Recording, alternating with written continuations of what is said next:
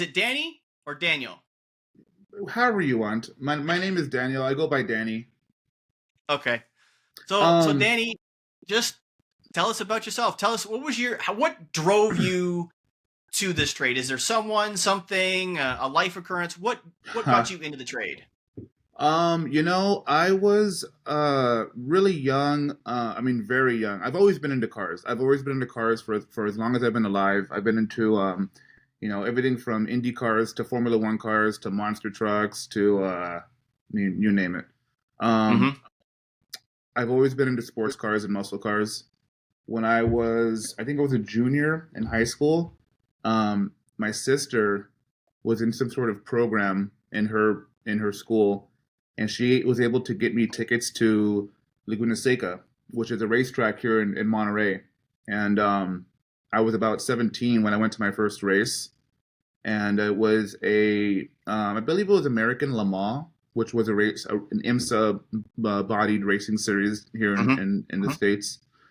Um, and I mean, man, I remember exactly where I was when the cars first went by, and I heard those big V8 engines, and it was loud. It was, deafeningly loud, and it drew emotion out of me. And I was only 17. I didn't really know why racing cars brought tears to my eyes, but that was a moment. I mean, I was sold. I was completely sold, and Oh, that first real understanding of what it's like to feel race car, the wind rushing by you when the what's that exactly. meme that I think of, but it's V8s don't sound anything like that. But that first rush of absolute pure adrenaline, it's like gasoline being pumped into your veins. That first time is so memorable.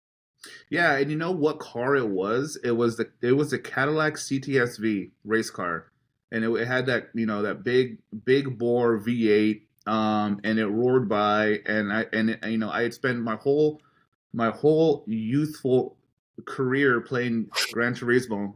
So I Mm. mean, I see these cars in the video game, and now I'm seeing them in person. And you're right in that the cars blow by you, and you smell the unburnt 103 octane or whatever it is, and it's just man, it just left such an impression. And I was sold. I mean, I've been going to the Laguna Seca for 20 years as of this year.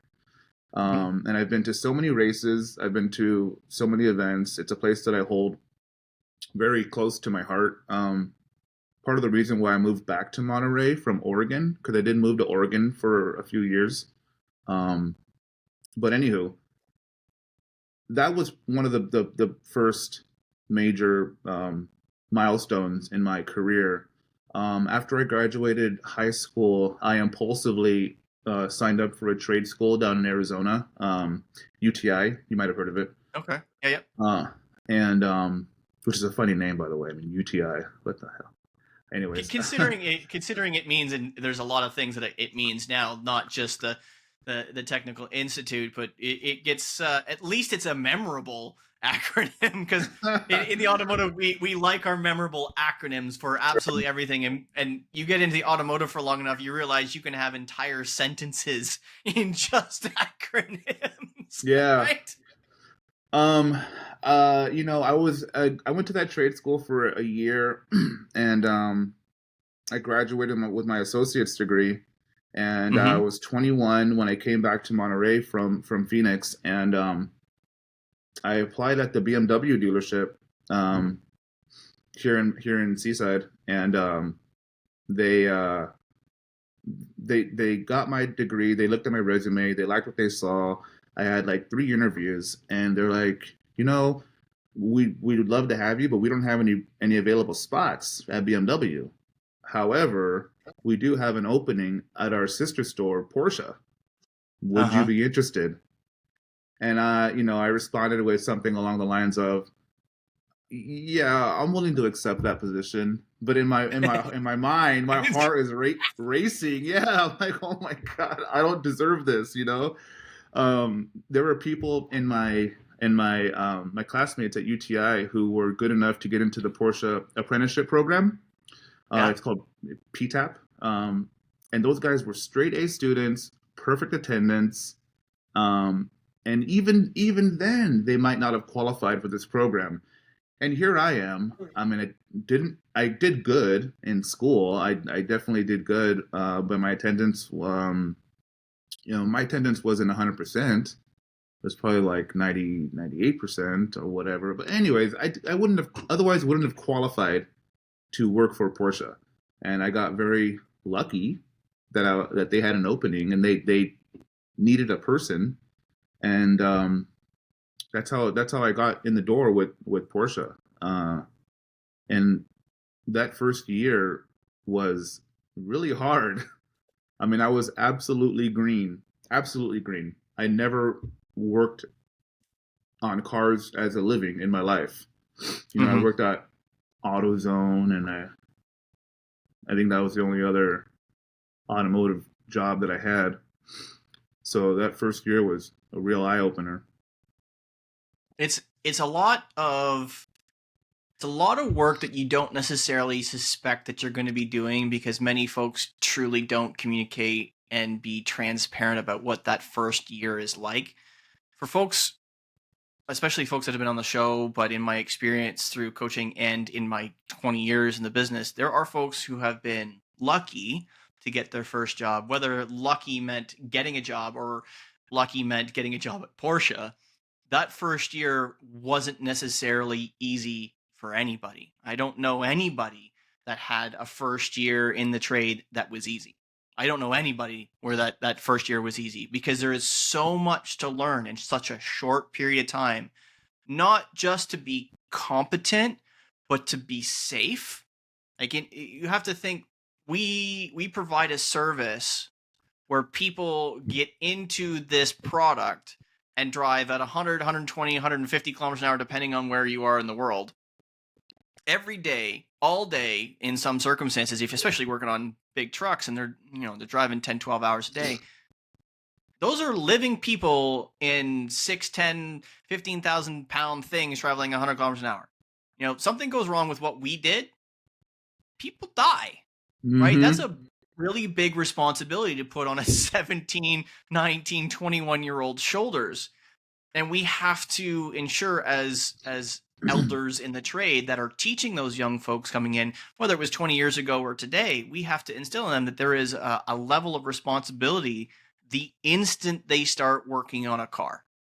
There is a level Yeah. of responsibility that you just have to immediately adapt to and realize that that's on your shoulders now. Yes, you may not be responsible as as president, but your mentor or your journeyman or whoever it happens to be that's responsible for you, that's on their shoulders, right? So that first year, even if it's shoveling shit like many of us did, picking up the grates and shoveling the shit out to make sure that they drain properly when you clean the shop at the end of the night, an aspect of that is part of your responsibility in learning that you have to go through some shit to get to the responsible stuff.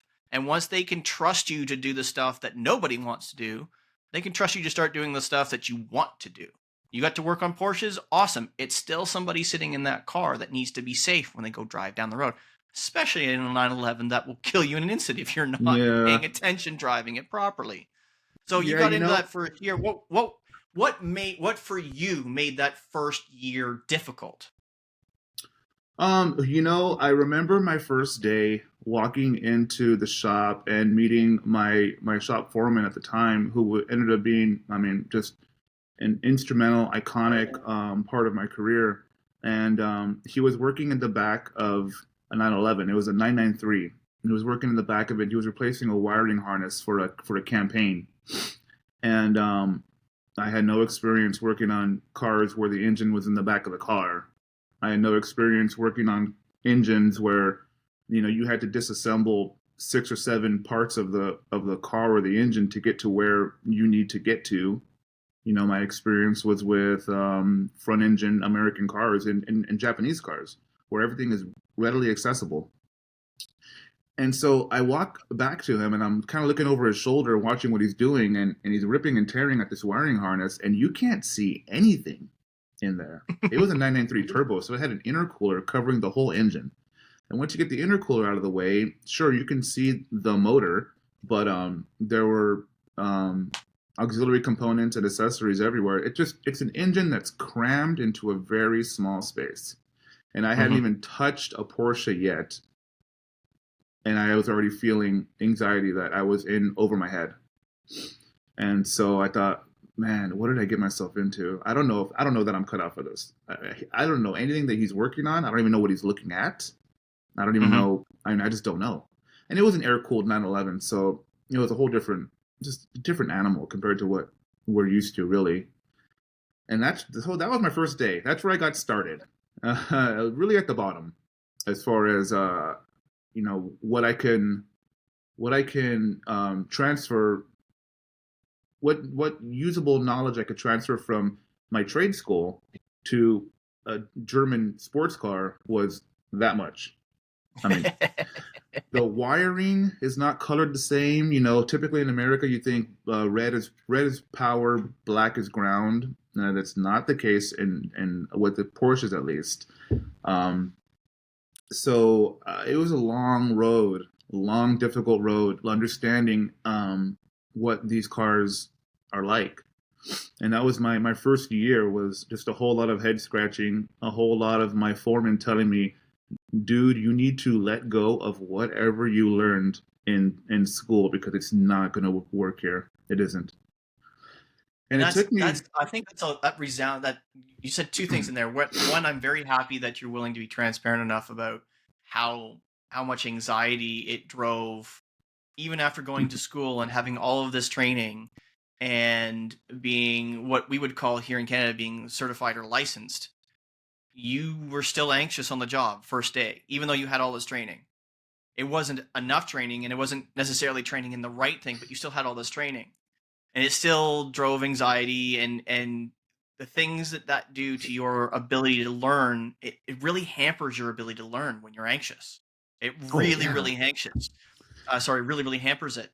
And one of the things that I try to preach as often as I can is you may not have gotten it from your mentor at the time, and it sounds like you were kind of getting it, but a lot of folks who are leading young people aren't providing a safe enough space so that they can relax and get through the anxiety to learn. It's you got to work. You just got you just got to get through it. You just get instead of going, okay, what are the things that we can do to provide you an environment so that you can relax, learn, listen, absorb, and work. What do we need to do that? Now, there are some folks out there that are asking for some crazy things, and I think reasonable is an appropriate word to be had during that conversation because there are things that are unacceptable and there are things that are acceptable, but at least start having the conversation about providing a working environment, especially for the folks that are coming in. Especially now, Mm-hmm. everybody needs to have that conversation. It doesn't matter whether you've been in the trade for 20 years or 20 minutes. At the end of the day, have that conversation, but providing an environment so that you weren't going, oh my God, it's a Porsche. Oh my God, it's a Porsche. What am I going to do? I've never worked on one of these before. Like we want to remove that anxiety. We want to remove those barriers. And secondly, understanding, like I mentioned, you had all of this training, you had years of training at an institute, and almost none of it was going to be helpful to you because this specific brand, the specific cars are going to be so different than everything you're used to in so many ways that you're going to have to almost rethink, or at least throw away much of what you've learned. Not necessarily get rid of it, but you're going to have to build new foundations to work on this vehicle, and You that know, there are folks that have been on the podcast and communicated to me afterwards. It's like, we have all of this training. It's worthless working on this. It's like, it's not worthless because it allows employers to show you that you can learn, that you are self-directed at learning, that you're capable of listening to somebody who's willing to teach you, right? And that kind of leads to where you are at right now, right? certainly, I lost my train of thought. There are definitely things that I did pick up in trade school that were helpful, and more so processes. The basis for diagnostics. Um, I learned how to solder in trade school. Mm-hmm. I learned how to read a wiring diagram, and so a lot of the things weren't transferable. but it's definitely a case of taking the opportunities for what they're worth, and taking what was beneficial, taking what you can use, and just letting go mentally of everything else that's not gonna be useful. Because I mean, I only have so much headspace, and I can't afford to maintain or to retain knowledge of cars that I worked on at UTI that just aren't, they're obsolete. You know, that the technology is obsolete, or it's just not relevant to what I'm working on now. And I was able to, fortunately, was able to do that relatively easily. I think that a part of it was my enormous passion for the manufacturer. You know, it allowed me to let go of all the other shit. You know, um, and I want to touch up to on what you said about what it's like for different dealerships, and for somebody new to be in a nurturing environment. I got really, really lucky. I want to say that probably my whole career has been a matter of being at the right place at the right time with the right people.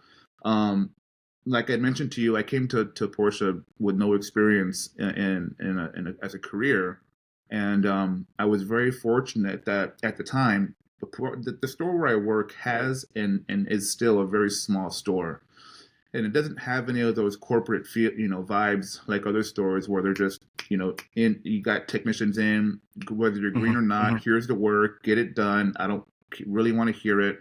You need to make your hours, or find somewhere else to work. Our store has been really the opposite of that. It's a very small, intimate store, and we have a lot of employee retention, and you see a lot of the same faces day in and day out. And at that time in 2007 when I started, my foreman and my service manager were very nurturing. I was I had it I I had it, I don't want to say easy, but I had the right people helping me out to develop me into the mechanic that I am now. Um, Mm-hmm. and I strive daily to give my apprentices that same level of attention and space and patience that was given to me when I first started in 2007. And it's hard. Awesome. It's hard because on one side of it you have your GM and your service manager and maybe even your advisors who need to get the work through the door. Everyone needs to get paid. They don't really have a significant amount of space to nurture and on onboarding a technician. But from my side of it, I spend all day with the techs, and I have kind of like one and a half apprentices. Um, I care about their feelings and their struggles and developing them as technicians. So trying to juggle both ends of it is certainly not easy, but I do my best. And again, I want to I just appreciate that very much. circle I, back I to how it really, I was. really appreciate that because I can't tell you how important it is for so many that you're doing that and setting an example to other foremen, to other service leaders who are in your position to say, hey, it is possible to be patient. It is possible to provide a safe place for both 20 years in or 20 minutes in to have a place that they feel that they can learn, they can grow, they can make mistakes, and they're not going to get flambéed for making mistakes. But more importantly, it turns into a learning experience so that they can grow, they can be better, they can be a better technician, they can be a better person. And more importantly, they can actually enjoy what they do every day. Because what we do is hard. Like I say it over and over again, what we do is very, very difficult, very, very taxing. It requires a significant amount of intellect to do it well. It takes a significant amount of effort to do it well for long periods of time throughout our career. And having an environment that is accepting of that nature of how difficult our industry is an invaluable asset to anyone that works there because it spreads into everything. If you've got a good leader, and that's why I keep saying high value leaders literally change lives, and why it's so important to me to highlight folks like yourself who are literally living it every day trying to promote what good examples of high value leaders are. it literally is life changing. You can change the entire path of someone's life in an instant just by caring about the individual, not about their productivity. But in the same token, a high value leader is also going to care about the business, understanding and communicating to their leaders, saying, hey, yes, we need to provide an environment that's safe for them to learn in, but also we need to make money. How do we provide you an environment with which you can grow and also make us money? Right. And Right. that kind of sounds like that's trying to balance that, and knowing that you have to balance it is part of being a high value leader. I remember. Uh, oh, I should say first, when I teach and develop a technician, an apprentice who either came to us from a trade school or came to us from another manufacturer, I find myself teaching passion first, because for me it was easier for me to focus and to to overcome adversity, to overcome hardships, to overcome comebacks, and the feelings that they left me of defeat. It was easy to remain focused because I was passionate about the manufacturer and passionate about the store. And I go back to my mentor, my foreman.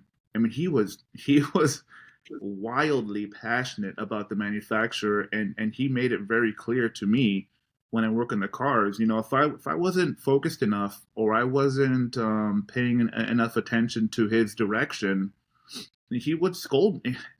I don't think this sort of discipline would work in 2023, but in 2007, I mean, he would scold me and say, "Dude, you're screwing up. You know, you're not doing good. You need to do better. You need to focus more. This is not your car. This is somebody else's car who paid a lot of money for this car. You need to remain focused and do better." You know, and he's not maybe in those words, but I remember his level of passion, and how he was able to transfer that energy, that positive energy, to myself.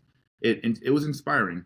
It was inspiring, and seeing how much attention he got for his passion and his level of success was important to me. And so I want to talk back to what I was getting at is when I train somebody, I try to teach passion first. And I believe that if they're passionate about what they do for the store and the manufacturer, I think it'll help them along the way to grow and be the best tech that they could be. Awesome. I I I don't know how you teach passion, but I'm glad it's on your radar to try and make that happen. I agree that having passion and purpose, I think wholeheartedly, passion and purpose is what drives all of us. And if you don't have, most importantly, you can have passion, but if you don't have a purpose, I think personally, purpose first, then passion about the purpose. If you don't have a purpose, you're blindly walking through life, Sure. right? I'm very thankful that I had to have a heart to heart with myself, so to speak, and realize that I was being selfish, and in that I needed to come up with a way that if I'm going to be successful, the best way for me to be successful is to mimic things that I believe to be successful. And those two individuals were my grandfathers. What did they do? They gave back to their community. Like wholeheartedly, their entire lives revolved around doing what they can to do to be successful, to give back to the community. And that's why Wrench Turners was born. And anytime that I can possibly do something to give back through Wrench Turners, that's what I'm going to do. And that's led us to have this very conversation and to realize that whether you're turning wrenches or not, whether you're helping the industry, helping yourself, whatever, having purpose and having passion is going to help you be significantly more successful long term, because it's going to get you through those challenging moments. It's going to get you through comebacks. It's going to get you through hurdles that you don't understand. It's going to get you through dealing with people that you don't understand or know how to deal with, right? And I think, you brought up a great point about service managers and having and loyalty and passion about the brand. I think that's another thing where folks get, there's we regularly talk about General Motors, and there's a couple of lads on 10 mil that have spent a very large portion of their career with General Motors. maybe because they went through all of this trials and tribulations through lots of different General Motors stores, maybe it wasn't necessarily just because they weren't working for a great business. Maybe it was because they weren't passionate for the brand.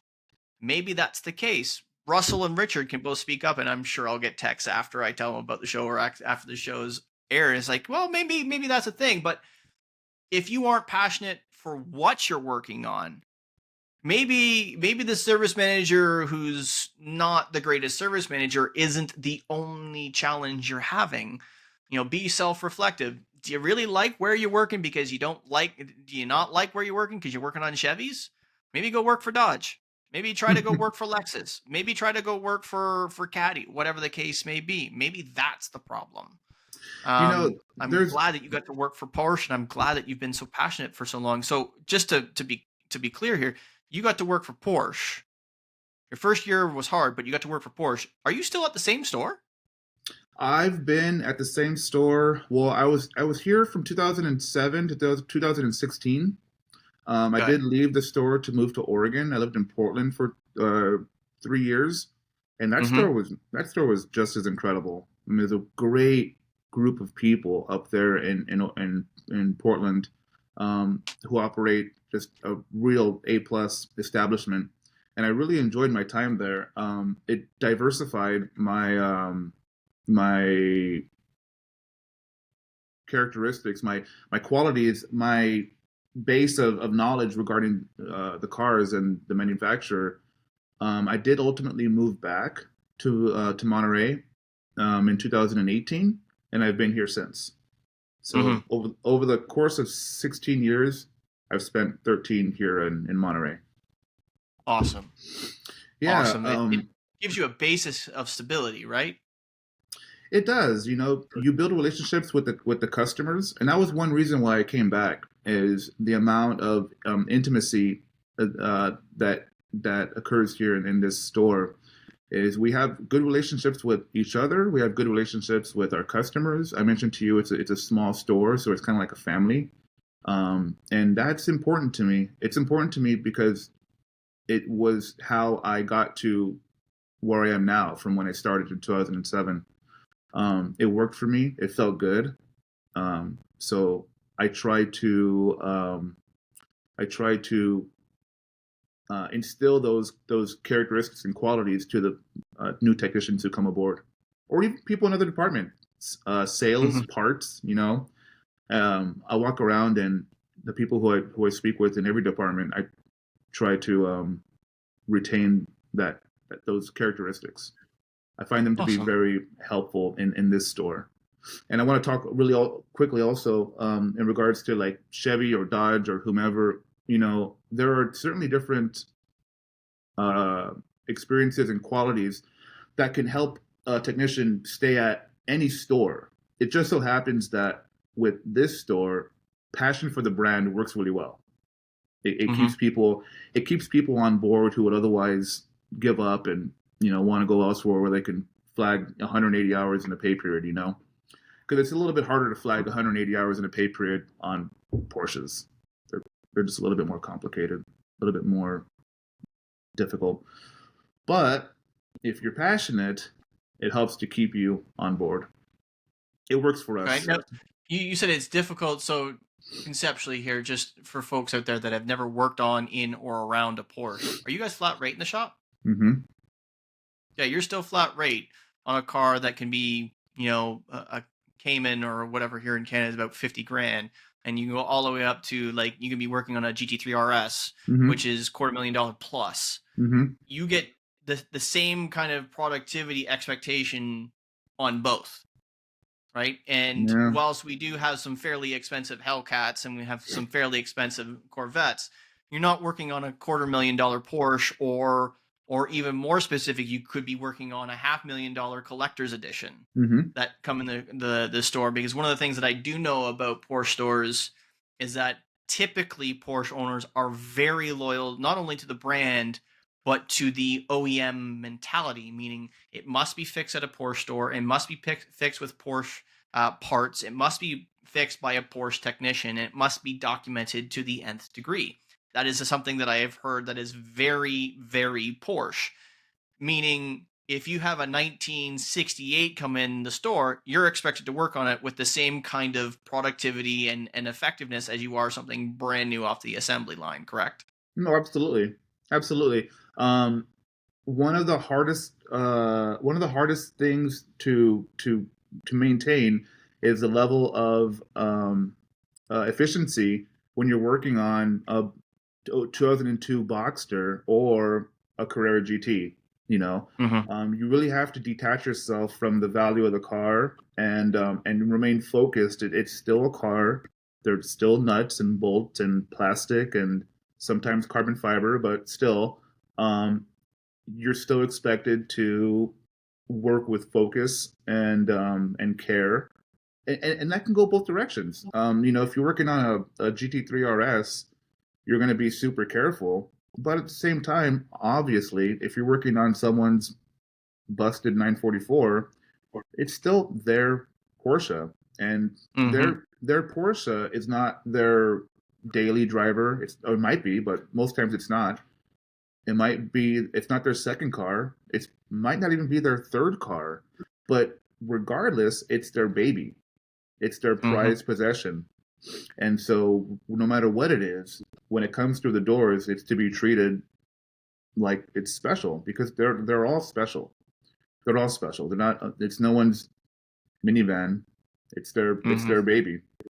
And so you're And I think what expected. that brings up is you're talking about detaching from the value of the car, whether it's financially or emotionally, detaching yourself from that and just working on it as a car. And that really highlights the need for process. If you follow your SOP for working on that vehicle, it doesn't matter whether it's 50 years old or 5 minutes. It doesn't matter whether it's somebody's prized possession or not. You follow the procedure to work on the car to the best of your ability. You're not ripping shit off, whether it's a 2004 Caravan or a brand new Porsche. You follow procedure, you follow process. It doesn't matter what it is. And at the end of the day, you're still going to get a fixed car. You're still Mhm. going to have fixed that car, whatever it happens to be. If you don't follow process, or more specifically, you allow your emotional state to not allow follow the process, you're going to lose your shirt or you're going to damage the car or yourself. Follow the process. Oh, absolutely. And I'm a humongous. I tell people literally every day, you need to trust the process. Follow the process and trust the process. You may find yourself in the weeds, trying to understand or follow guided fault finding to fix the car, but don't lose sight of the process. It's there Mm-hmm. in place for a reason, you know. Um, and you're right. And I think that sometimes a detriment to flat rate efficiency might be the I don't want to use the word fear, but the added sense of nervousness working on a really expensive car. Um, Sometimes that can kind of get into people's heads, especially during diagnosis. If it's in for Mm-hmm. a trouble that you can't figure out, sometimes it might get into your head a little bit, and you might be afraid to rip out the dashboard, but you need to, and you need to with efficiency and care. This is how it is. Follow the process. And then, especially, I love how you bring up diagnostics and that, especially diagnostics. There is a diagnostic tree for a reason. Yes, an engineer wrote it. Yes, the engineer has no idea what it is like to actually do the diagnostic process. Yes, the You are engineers hate correct. They are mechanics. probably wrong. Somewhere along the line, something is not going to be written right, or the color of the wire is going to be wrong, something along the rights. But if you don't at least follow the process through to completion once, follow it through once, and then make your experienced, uh, shall we say, educated guess. If that doesn't give you a result that you expect at the end, and you've gone through it at least once, then you start putting on your experience hat. And then you put all the tools that you've built over the last 5, 10, 15, 20 years. That's when you put those extra tools into place. But if you haven't followed the steps properly in the first place, please, for the love of God, stop complaining about engineers. Please. Yes, yes. Please, because a friend of mine, Jeff Compton, sent me a video on we share TikToks all the time when people are doing stupid things, or other mechanics are sharing that other mechanics have done stupid things. And he shared me this process where a technician is going through, and I won't disclose a lot of the intimate details, but he's going through basically a comeback process from another mechanic. And the step by step by step by step by step, every step of the way, it's obvious that the previous mechanic did not follow the process. And every time that they didn't follow the process, it's obviously compounded the issue with not only the vehicle but the customer. Oh It's yeah. turned into an outrageously large big deal. It's probably made someone's life, in their personal life, the owner of the vehicle, very, very difficult. It's made the dealership's life very, very difficult. It's probably Probably the costing the manufacturer's dealership. life very, very difficult. It's probably costing the And dealership a it lot of money. Oh, and it will likely have cost so much money. It's stupid. And it's all come down to two things. One, my standard issue when you go through the process and you really don't like the answer and you want to make damn sure that the answer at the end of the puzzle is what it's supposed to be, is pull on wires. If you've got an electrical fault, doesn't matter whether it's the vehicle has 5 kilometers on it or 500,000 kilometers on it. When you're doing electric diagnosis, you should always be pulling on the harness, because Lord knows if you've got a short in any possible way, an intermittent one at best, Mm-hmm. what's the easiest thing to break? Pins. Pull the harness. See what actually breaks. And I don't mean reef on it like a 75-pound hammer, but give it a tug. See what happens. Yeah, And yeah, had the technician done this very thing for this very, very condition, they would have found the fault instantly. yeah. Mm-hmm. Instantly. Right? And that would have solved, from what I can gather by watching, that would have solved all of the headaches. None of the other headaches would have occurred had they simply done that. And that typically on many, I don't know about Porsches because I've never looked at a factory issued service manual from a Porsche, but typically when you have electrical diagnostics and you get through the skill tree, and one of the last steps before you condemn something really expensive is pull on the harness.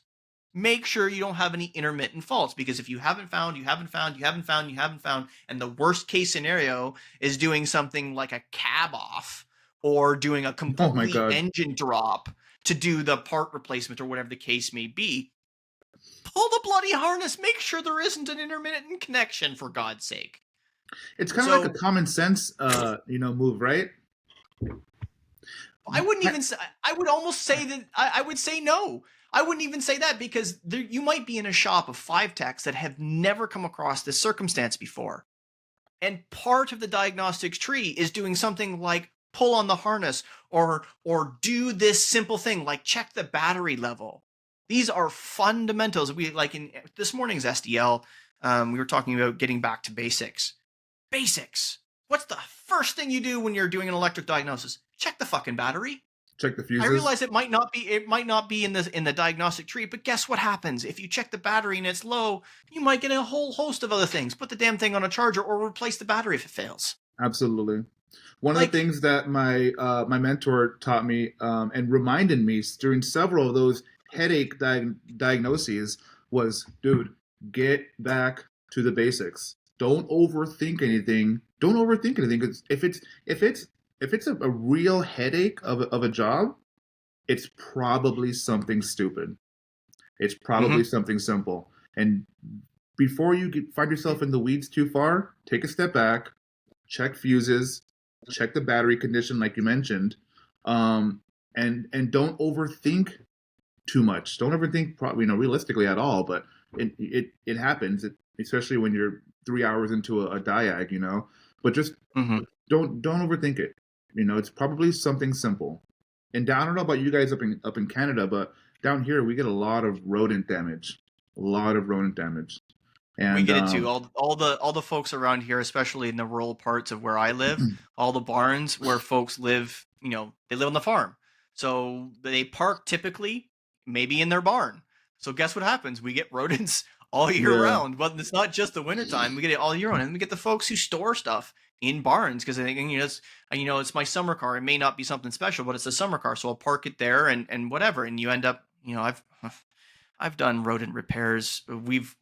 I've had a vehicle written off because of rodent damage, and the rodent damage wasn't so wow, much that the rodent damage was bad, but the vehicle itself, there was an entire family of rodents that died inside the car.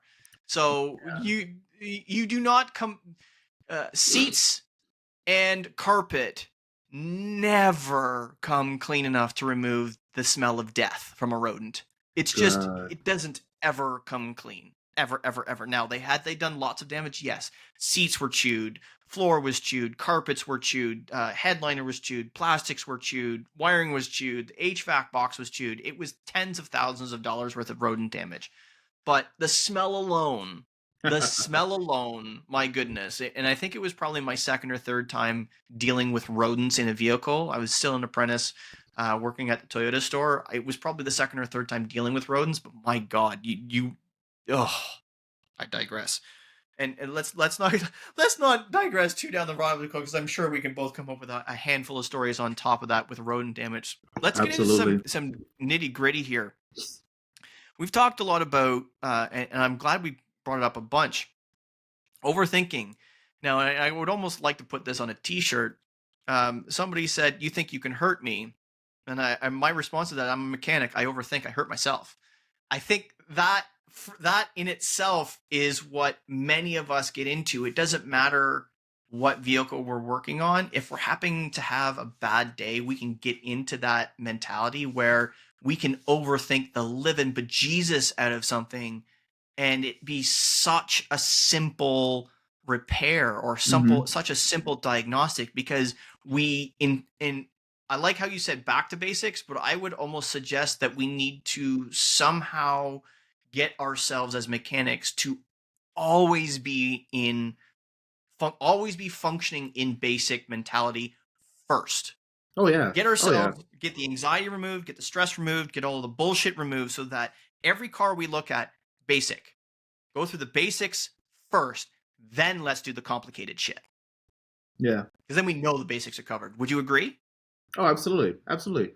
It's a lot hard, it's something so easy to think about, but oftentimes it's easier said than done. Mm-hmm. I think it's a great practice. I think it's an absolutely great practice. I think that I'm going to take this and tomorrow morning, remind the technicians, you guys, you guys need to remember to start in with the basics and always start with the basics. Always start with the basics before you get involved in anything complex. Guided fault finding, wiring diagrams, bulletins. We call them TIs and ATIs, but technical service bulletins. Just because I say over and over, regardless of how complex it may be, when it comes down to the wire, no pun intended, it's probably something simple. Probably Mm-hmm. something simple. And I can't tell Think you how about many. think about it over your career. If you can pontificate it and come up with an answer to this. How many times in your career, let's say in the last 17, dude, last 16 years, you said, in the Yeah. last 16 years, how many times have you come across a fault finding where it was a bad ground? Um. Whew, my goodness.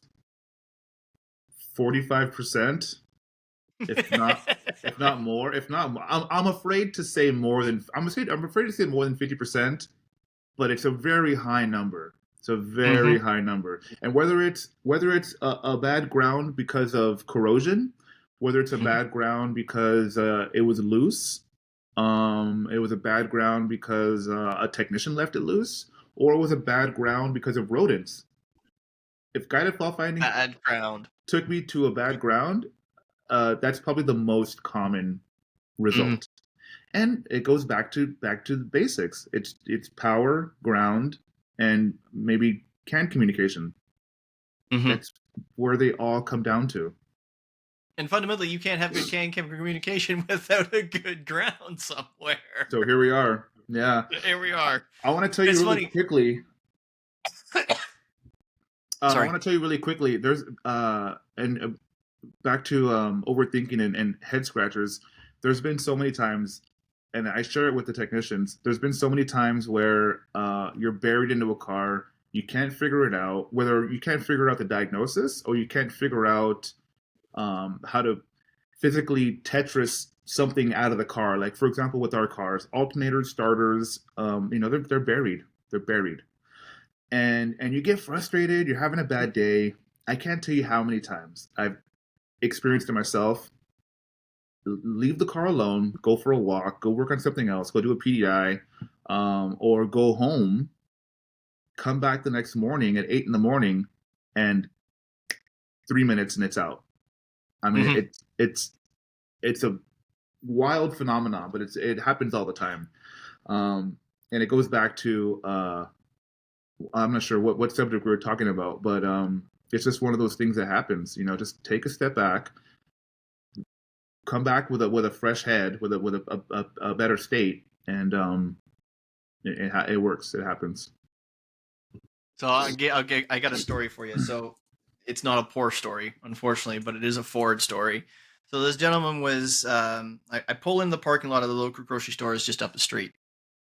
And I think probably once a month I pull into the grocery store, or beside it is the Canadian Tire.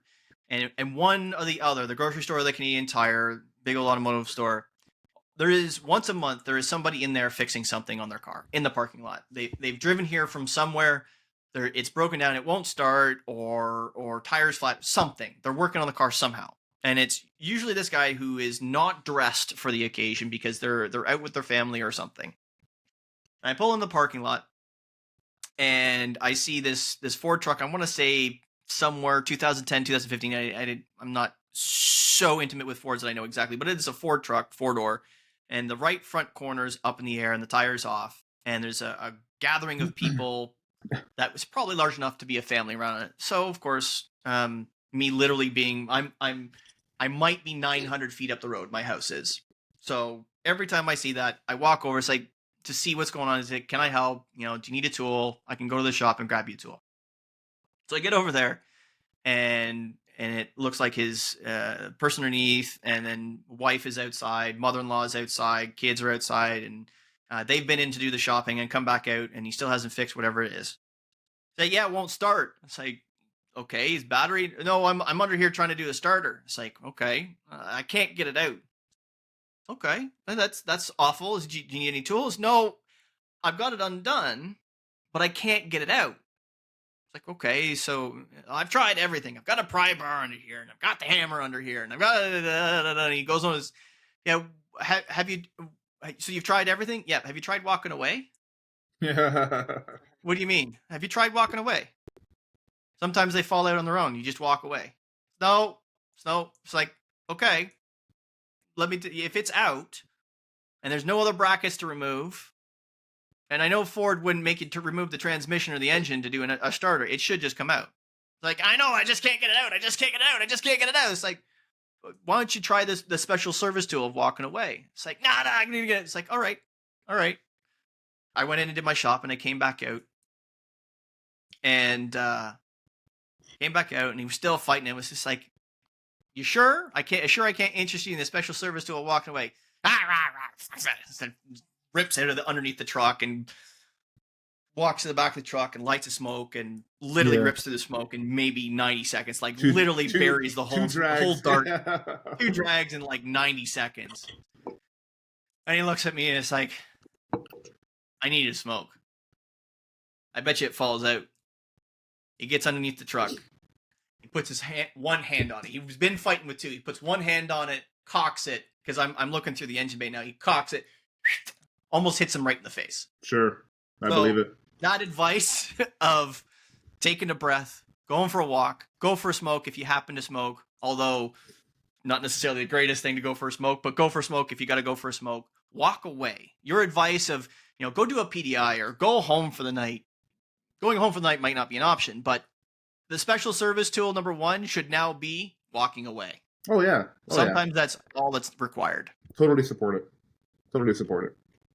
Awesome. That leads me to the last question, because I think we've covered your history here, which has been all in Porsche. We got some good stories in there. What would, after 16 years with Porsche in two different stores, working on multi 100,000, potentially $1 million Porsches over the time, what's your one piece of advice that you would give mechanics out there to help them be happy? Oh man, you're gonna have to give me a minute. Let me do one of these. The evil villain turn. Man, yeah, I got one. My mentor told me early on, and a lot of these stories are come from my mentor because there was a time in my career where I was very impressionable, and that's where a lot of my core values were developed.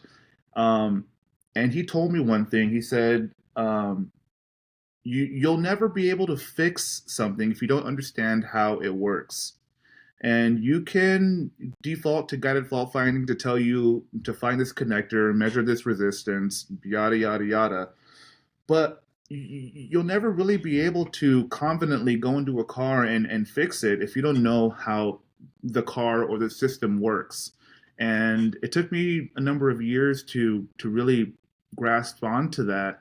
But since then, it's been a motivating factor. It certainly helped me fix a lot of cars, and it makes me a prouder technician to be able to know with confidence how every onboard system works, is designed to work, and why it's in place. It's a very powerful tool, and it's something that I drill into the heads of the techs who I work with, is to understand the purpose of that system, whether it's you know uh, torque vectoring or the dual clutch transmission, why it's there, what purpose it serves. um, Understanding what a great one is understanding what happens when you unlock the car and you go to start it. Mm-hmm. Obviously, it's not just it's not just a direct wire from the ignition switch to the starter. It's got to go through the keyless fob, which has a reader on the steering column, which receives that signal, then asks the engine control unit and the alarm system control unit, yo, this guy wants to start the car with this key. Are all you guys on board? They say yeah. Then a signal gets finally sent to maybe a starter relay, um, and then finally to the starter. And if you are diagnosing a no start and you're going through guided fault finding, you'll get to where you need to be. But if you don't know that this is how the system works, I think that it's a very powerful um, ally in diagnosing cars. I wholeheartedly agree. The concept of not just understanding what is working, but why it's working. You can then break things down into individual pieces, perhaps really complex systems into individual pieces. And you go, okay, I've been through the entire keyless fob system. I've now been through the entire steering column system. I've been through, the next. Now I don't know Porsches well enough to say, but say there's 5 systems in total that allow the vehicle to start and then start the vehicle. If you've been through all 4 of the 5 systems and you still haven't found the fault, but you know, this works in this manner and this is why it works and where it communicates with. I've checked all of that. I've checked all of that, and I've been through each of those independently of the guided fault system. It's like, okay, I'm not getting the answer that I think, or I'm not getting an answer from the guided fault system. I know how these systems work. Let me work backwards because I know how all and why all of these systems works. Let me do what my experience tells me because I know how these systems work. It's a very impactful tool. I think Scanner Danner preaches it as often as he possibly can. He can backwards engineer something so he can figure out what the diagnostic are when he doesn't have information because he understands how and why these specific systems work. I think that's a great piece of advice for technicians, especially our younger technicians who haven't quite learned all of the pieces yet, but to understand that as your training progresses, it's not just part of a system. You're not necessarily just learning how it works. You got to try and figure out how to figure out why it works. Why is this part of this system? What part of other subsystems is it referring to in order to get to the end result? If you understand why it works and how it works, you can be a great technician, irrespective of whether you've got an SOP in front of you with a diagnostic guided fault finding for you. It's a great, great piece of advice. Great piece of Thank you. advice. Thank you. Thank you very much, Danny. I really appreciate your time, sir. I hope a lot of folks out there will get some really great information, a little background on Porsche, a little bit background on you. I really appreciate the time, the energy, especially with you at work right now, having to get some time in today. I really appreciate you taking time out of your day to do it. The pleasure is mine, absolutely, Joshua.